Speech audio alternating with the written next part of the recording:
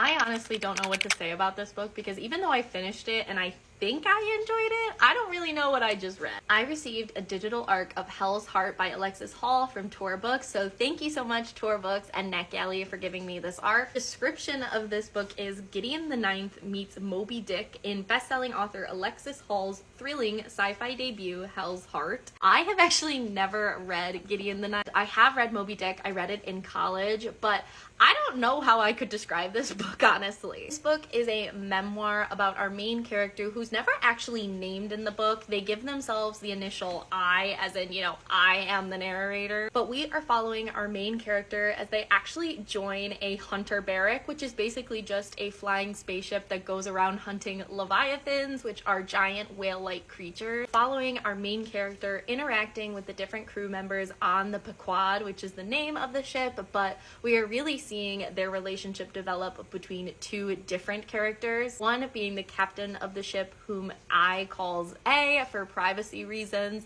and one being Q, who is another shipmate who is actually their harpooner.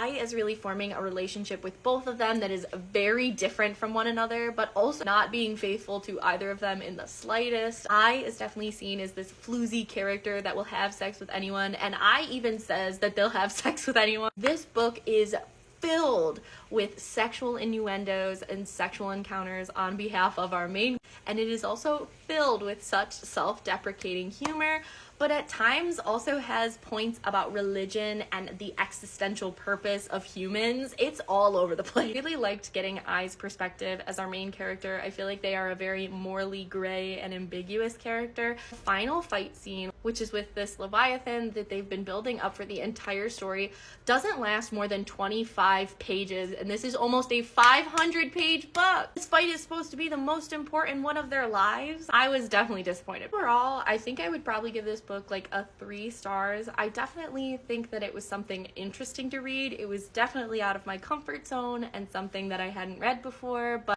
I don't necessarily know much about what I read except for the fact that I has a lot of sex, was in love with the captain and Q, and lots of people died.